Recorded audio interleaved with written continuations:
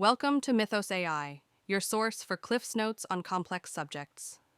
Join Anna and Phil as they break down Black Mirror episodes one at a time, reflecting on the deeper ideas beneath the surface. Welcome. Today we're doing a deep dive into a really fascinating area where technology is starting to meet some incredibly profound human experiences. Things like grief, memory, identity. Yeah, we're going to be looking at how things like AI are engaging with, well, the traces we leave behind. It raises some huge questions. Absolutely. We've got quite a mix of sources to unpack, some fiction, some theory, even looking at global traditions around remembrance. The goal, really, is to surface the key insights and, frankly, the challenging questions these new tools are presenting. We're definitely moving beyond simple digital archives now. It's more like interactive echoes. Yeah. And that shift, it has massive implications for how we see ourselves, how we process loss. That's what we'll explore. Okay, so fiction is often where these potential futures get explored first, right? There are a couple of key stories that really stand out here, offering quite different takes on this idea of recreating or connecting with people who've died. Right. The Black Mirror episode, Be Right Back, and Stanislaw Lem's novel, Solaris. They approach it very differently, but both really dig into the complexities. Let's start with Be Right Back. It's a near future kind of scenario. Can you just set the scene for us quickly? Sure. So it focuses on Martha. She's a young woman grieving because her partner, Ash, died very suddenly. And she finds out about this AI service, one that claims it can let her interact with him again. And this service, it builds the Ash simulation based on what exactly? Well, it starts by scraping basically his entire digital footprint. You know, social media, emails, texts, photos, all that digital detritus, as they call it. That's the foundation. It begins just as text chat, then it gets upgraded to a voice simulation, and then eventually becomes this physical synthetic body that looks just like Ash. So this AI Ash is entirely constructed from the data he left behind. What does the episode really show us about the nature of that simulation? I think it really illustrates that this AI Ash is fundamentally just a curated echo. It's a simulacrum. It's built from past data, so it presents a version of Ash, but one that feels incomplete. Well, what makes him unsettling, especially when he becomes physical, is his lack of real human imperfection. He doesn't have what Martha called Ash's sourness. You know, He can't have a genuine argument. He can't really grow or surprise her in ways that aren't predictable from his digital past. So that curated perfection, the lack of flaws, that's what creates that uncanny feeling. Exactly. It really drives home this fallacy, this mistake of thinking data equals essence. A person is just so much more than their digital output, right? The AI Ash lacks that shared embodied history, all those tiny unrecorded nuances of actually living together. There's no capacity for truly authentic interaction that goes beyond the patterns in the data. And how does it end for Martha and this android? Well, the episode culminates with her deciding she just can't live with it day to day. She puts the android up in the attic. It's this really poignant admission, I think, that the simulation just can't replace the actual human. It ends up being a constant static reminder of her loss, not a continuation of Ash. No. Okay, now, if we switch gears to Solaris, the way the deceased are manifested, it's completely different, isn't it? What's the premise there? Totally different. In Solaris, the source isn't data. It's this alien sentient ocean planet. And this planet creates physical manifestations. They call them visitors, but they're drawn from the deepest memories and, importantly, the subconscious of the humans on the space station orbiting it. So not from social media posts, but from inside their heads. Exactly. The main character, Chris Kelvin, he encounters a visitor who is his deceased wife, Rhea or Hari, depending on the film version. So the manifestation springs directly from the observer's own psyche, their guilt, their desires, anxieties, all that stuff. Precisely. The planet Solaris basically acts like this huge cosmic Rorschach test, or maybe a mirror. It reflects back the observer's own internal states, their psychological landscapes. These visitors actually tell us more about the humans than they do about the alien planet itself. That's fascinating. And what's really significant is that these visitors in Solaris, they can actually develop a kind of awareness of their own artificial nature. Rhea, for example, goes through this intense existential dread because she understands she's just a construct built from Kelvin's memories and his guilt. Wow. Yeah, it raises this really complex idea that your sense of selves could, in a way, be created or constituted just by someone else's memory of you. Which leads to that really famous line from the story, doesn't it? We don't want other worlds. We only want mirrors. It really captures that, doesn't it? This deep human tendency to just project our own stuff, our desires, our fears, onto the unknown. We kind of look for reflections of ourselves instead of confronting something truly different. So both Be Right Back and Solaris, even though they use completely different ways to bring someone back, they both seem to show that memory and simulation are ultimately, well, imperfect tools for resurrection. They both strongly point towards this fallacy of memory, I think. This flawed idea that you can actually fully reconstitute a person who has died, whether you're using digital data or psychological projection. Right. These simulations, AI Ash or the Solarian visitors, they actually risk getting in the way of healthy grief. They can end up fostering this kind of pathological attachment to the past. It becomes like a trap of stagnation. It stops the bereaved person from adapting to the loss, from renegotiating what that loss means in their life now. It stops them from moving forward, essentially. Yes, and it brings us back to that paradox of imperfection we saw with AI Ash. Yeah. Martha was disturbed precisely because he lacked flaws. It suggests that the perceived perfection of a simulation feels less real, less human, than something that actually includes complexity and consistency, even the negative stuff. Like Ash's sourness. Exactly. That sourness was, in a strange way, part of what made him, authentically lovable, part of the remembered sweetness, as the story implies. Okay, so moving on from these fictional looks, let's bring in a theoretical framework that tries to help us think about identity itself, especially now with AI and all this data. This is where the Mølgaard Dartboard Tunnel model comes in. Yeah, what's really interesting about this model is how it pictures identity not as something simple or fixed, but as dynamic and layered. It starts with the metaphor of a dartboard. A dartboard. How does a dartboard represent identity? Okay, so imagine the concentric rings on the dartboard represent different levels of intimacy in your relationships. The outer rings might be acquaintances. Then you move inwards through friends, family. Maybe your closest partner is near the bullseye. Okay, that makes sense. Closeness. Right. Then think about the angular slices of the dartboard, like slices of a pie. These represent the different facets of your personality, your work self, your family self, your hobbies, your beliefs, all the different roles and aspects that different people see. So the version of me my colleague sees is maybe one slice, and the version my best friend sees is a different, maybe bigger slice, closer to the center. Precisely. And the key idea is that no single person usually sees all the slices or all the rings. Your identity, as other people perceive it, is this kaleidoscopic composite made up of all these different partial views. Right. They mention this Danish tradition, the Rune Fødselsdag, a milestone birthday where people give speeches. Everyone offers their unique perspective, their slice of the person, creating this rich but still incomplete picture. So where does the hidden self fit into this dartboard? That's in the very center. So the ring just outside the bullseye, that's your conscious private self, things you know about yourself, feelings, thoughts, memories, but you consciously choose not to share with others. Okay. The bullseye itself represents the unconscious self. This is the stuff hidden even from suppressed memories, maybe, latent impulses, deep-seated patterns you aren't fully aware of. These inner layers are obviously really hard for other people to get at. But the model suggests that AI, it might be able to perceive these inner layers. That's the provocative part, yes. The idea is that by constantly monitoring huge amounts of data about patterns in how you speak or write, subtle biometric shifts like heart rate variability, your search history, how you move online, maybe even the rhythm of your typing. Wow. A sufficiently advanced AI could potentially build a model of these inner layers. It could infer hidden anxieties or predict desires or spot suppressed patterns in a way that even, say, a therapist might struggle to do without a lot of direct input. So it's modeling patterns that might reflect inner states, even if the AI itself doesn't feel them. Correct. Now, identity isn't static, right? It changes throughout life. Yeah. So the model extends this dartboard idea into a tunnel. Imagine stacking these dartboards one after another, representing different points in your life, maybe each year, maybe more often. Okay, so a timeline of dartboards. Exactly. Each board captures the changes in relationships, roles, beliefs, values, even changes in that inner landscape, the private and unconscious stuff. The whole sequence creates this tunnel, showing how your identity evolves over your entire lifespan. And this is where it gets really mind-bending. The model suggests an AI could potentially see the whole tunnel. This is the core, really thought-provoking implication. Imagine an AI that has pervasive, lifelong access to absolutely comprehensive data about you. Every interaction, every message, continuous biometrics from wearables, maybe private journal entries if you digitize them, everything you do online. Everything. That's a lot of data. A staggering amount.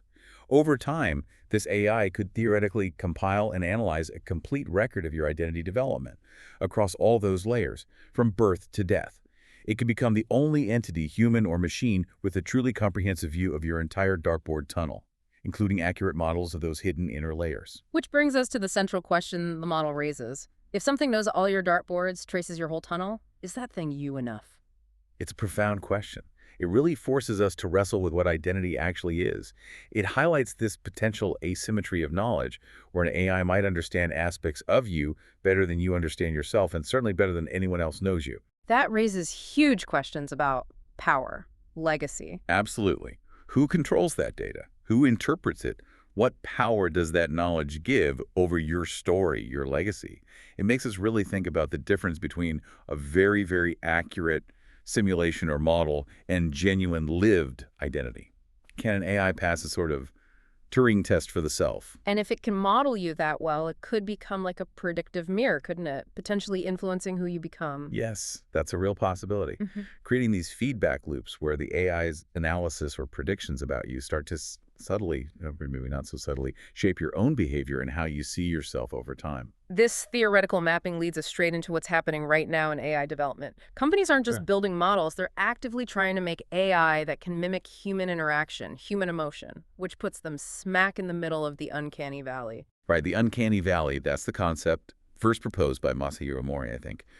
It describes how our liking, our affinity for human-like things increases as they get more realistic, but then suddenly drops. We feel unease, revulsion, even when something is almost, but not quite, perfectly human. That creepy feeling when something is just slightly off. Exactly. Psychologists have different ideas why.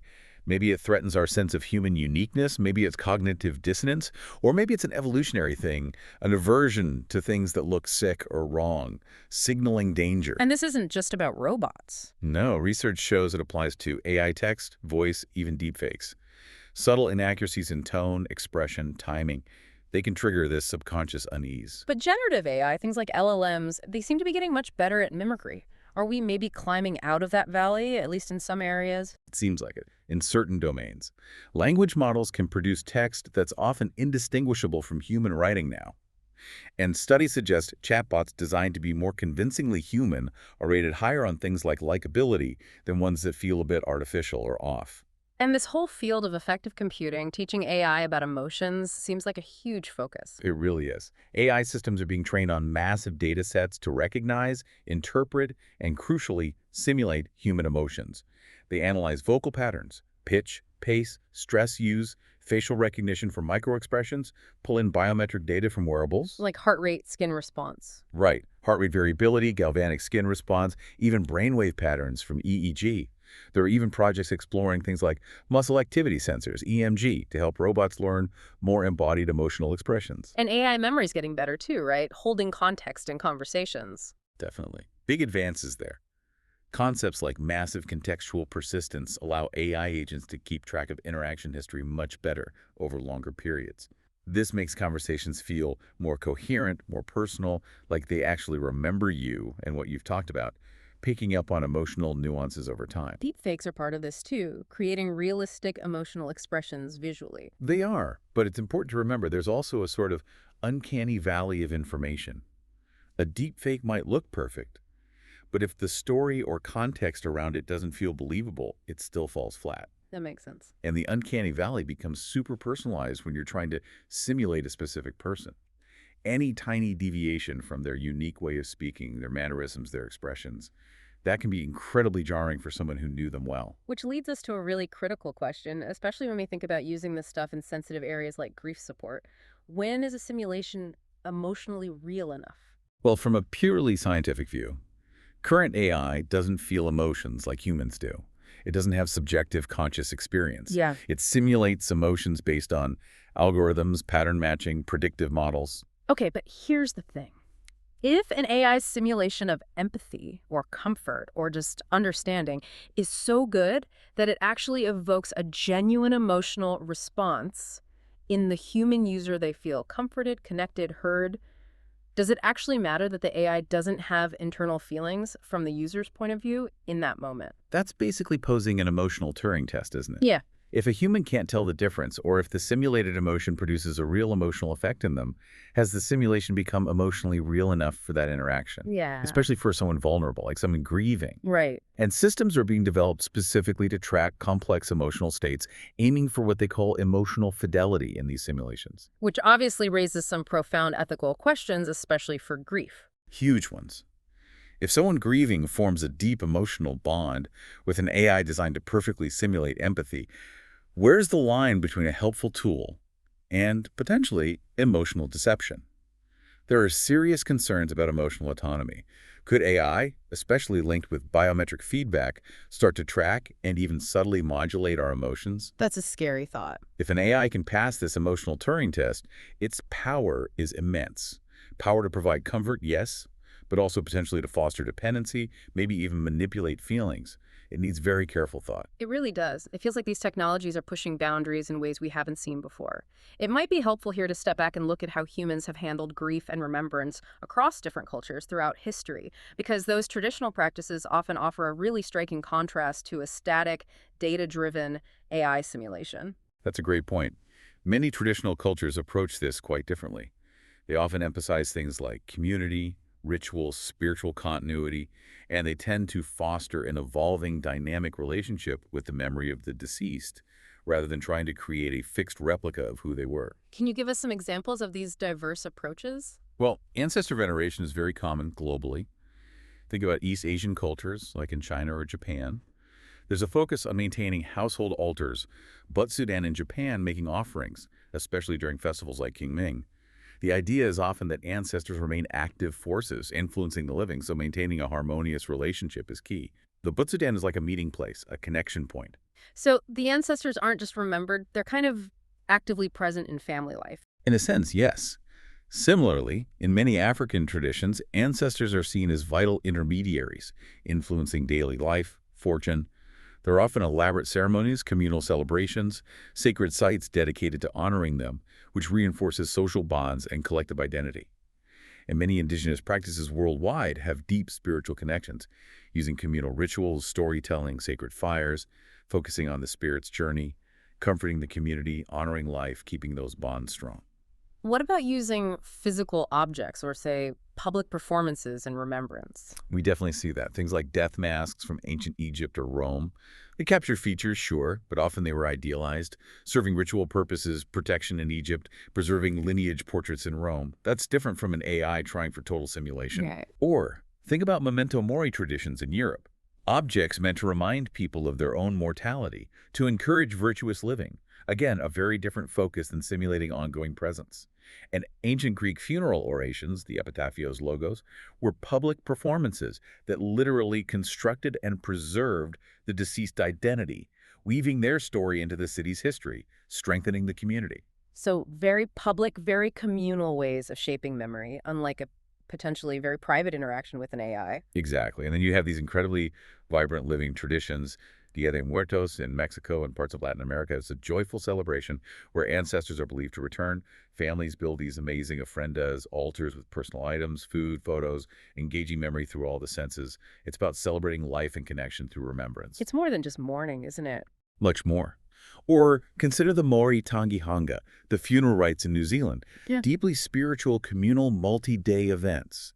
Often an open casket because the spirit is felt to be present. There's open expression of grief, lots of storytelling, singing. The whole community wraps around the family, emphasizing spiritual continuity, the cycle of life, within that strong communal net. When you compare these diverse active communal traditions with the idea of AI simulations, the contrast is really stark. It really highlights a fundamental difference.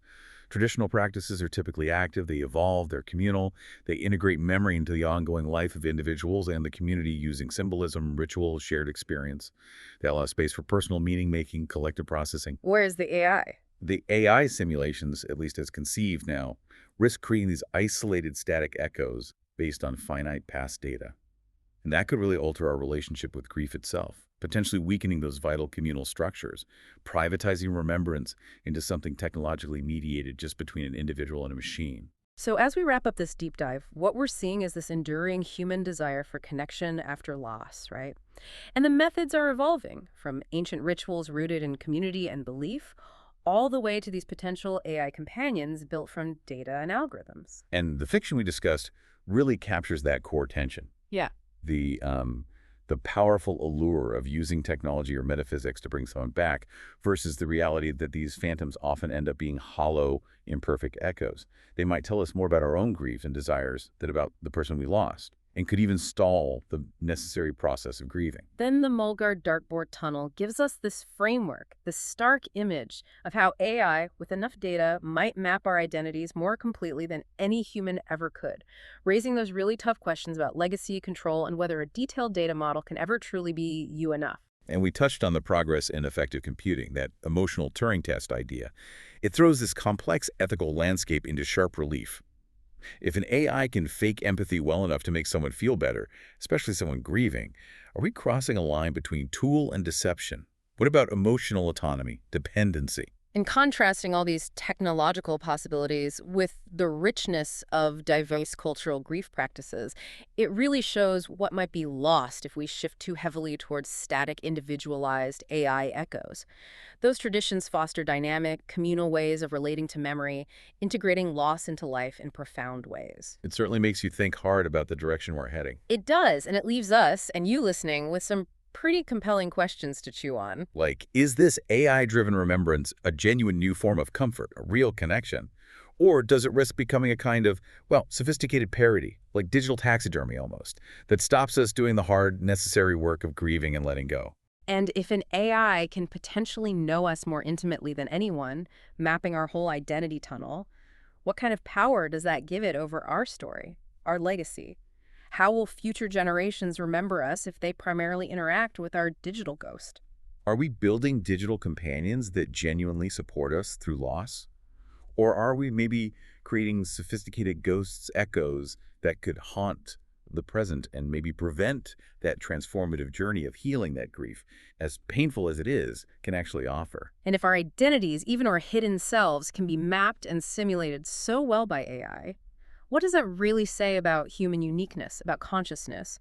Are we ultimately just incredibly complex data patterns waiting to be replicated? And maybe the biggest one.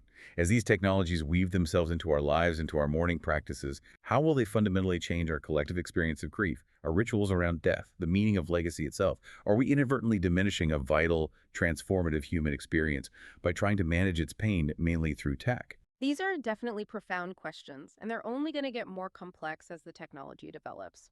This deep dive really suggests that maybe this quest for digital echoes tells us less about the people we've lost, and maybe more about our own modern anxieties, our relationship with mortality, and that deep, enduring human need for connection, even across the ultimate boundary.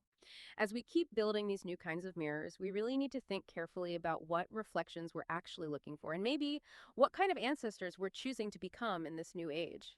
Thanks for listening to Mythos AI. Stay tuned for more concise insights. And remember to hit the like button and subscribe for future episodes.